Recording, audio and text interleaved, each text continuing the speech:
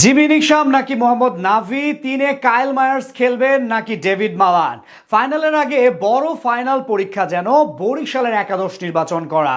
দুনিয়ার সেরা সেরা ক্রিকেটারদের নিয়ে আইপিএল, পিএসএল কিংবা সব ফ্র্যাঞ্চাইজির চেয়ে শক্তিশালী একাদশ নিয়ে এবার চিটাগাং কিংসের বিপক্ষে ইতিহাস গড়তে মাঠে নামছে তামিম বাহিনী।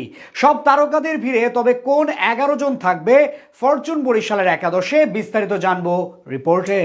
এজন্য বাংলাদেশের মিনি জাতীয় দল না, ভুল বললাম, টাইগার জাতীয় দলের চেয়েও শক্তিশালী স্কোয়াড গড়েছে এবারের বিপিএল এ ফরচুন বরিশাল। ফলাফল সবার আগে ফাইনালে তারা, তবে টানা দ্বিতীয়বারের মতো শিরোপা জয়ের দ্বার প্রান্তে থাকা ফরচুন বরিশাল যেন এবার পড়েছে আরো বড় মধুর মুসিবতে।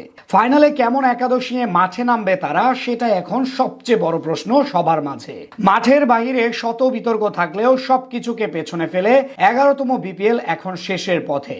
সেখানেই শেষ ম্যাচে চিটাগাং কিংসের বিপক্ষে মাঠে নামবে ফরচুন বরিশাল। আগেই তারকা ঠাসা স্কোয়াড গড়ার পর নতুন করে দলটার সঙ্গে যুক্ত হয়েছেন কিউই অলরাউন্ডার জিমি নিশাম। তাই তাকে জায়গা দিতে বড় রদবদল আসতে পারে ডিফেন্ডিং চ্যাম্পিয়নদের একাদশে। সেক্ষেত্রে দলটার ওপেনিং পজিশনে ভরসার প্রতীক অধিনায়ক তামিম ইকবাল, ব্যাট হাতে বরাবরই বড় ম্যাচের পারফর্মার এই বাঁহাতি। এমনকি বিপিএল এ এখন পর্যন্ত ফাইনাল হারার রেকর্ড নেই তার নামের পাশে। তার সাথে এই পজিশনে জুটি গড়বেন তাওহিদ হৃদয়। বাঁহাতি ডানহাতি কম্বিনেশন বজায় রাখতে এবার বিপিএল এ ওপেনিং এ খেলছেন হৃদয়। প্রথম দিকে রান না পেলেও সবশেষ ম্যাচে অবশ্য ফর্মে ফেরার পাশাপাশি জিতেছেন ম্যাচ সেরার পুরস্কার। 3 নম্বর পজিশনটা নিয়ে অবশ্য মধুর সমস্যায় পড়তে পারে ফ্র্যাঞ্চাইজিটি, কেননা একই সাথে ডেভিড মালান ও কাইল মায়ার্স আছেন এখানে।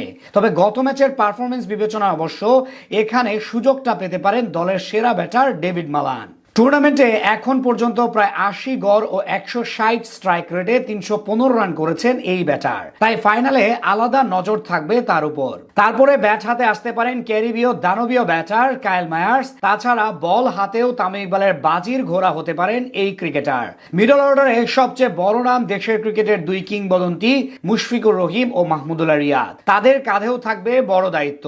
তবে দলটার মাথায় বড় চিন্তা জিমি নিশামকে সুযোগ দেওয়া। সেক্ষেত্রে তার জন্য জায়গা হারাতে পারেন আফগান স্পিনার মোহাম্মদ নাভি, কেননা বিদেশি কোটায় বাকি একজন হবেন পাকিস্তানি পেসার মোহাম্মদ আলী, যিনি কিনা বিপিএল এ নিজের প্রথম ম্যাচেই 1 ওভারে 4 উইকেট সহ মোট 5 উইকেট নিয়ে অনন্য কীর্তি গড়েছেন। আর এটা হলে বরিশালের স্পিন বিভাগের দায়িত্বে থাকবে টাইগার দলের 2 আগামী তারকা রিশাদ হোসেন ও তানভীর ইসলামের কাঁধে, যারা কিনা এবারের বিপিএল এ বল হাতে দুর্দান্ত ছন্দে আছেন। অন্যদিকে পেস ইউনিটে মোহাম্মদ আলীর সঙ্গী হতে পারেন সদ্য ইনজুরি থেকে ফেরা ইবাদত হোসেন। সব মিলিয়ে বলা চলে টুর্নামেন্টের এখন পর্যন্ত সবচেয়ে শক্তিশালী একাদশটা নিয়ে শুক্রবার ফাইনালে চিটাগাং কিংসের বিপক্ষে মাঠে নামবে কীর্তন খোলাপাড়ের ফ্র্যাঞ্চাইজিটি।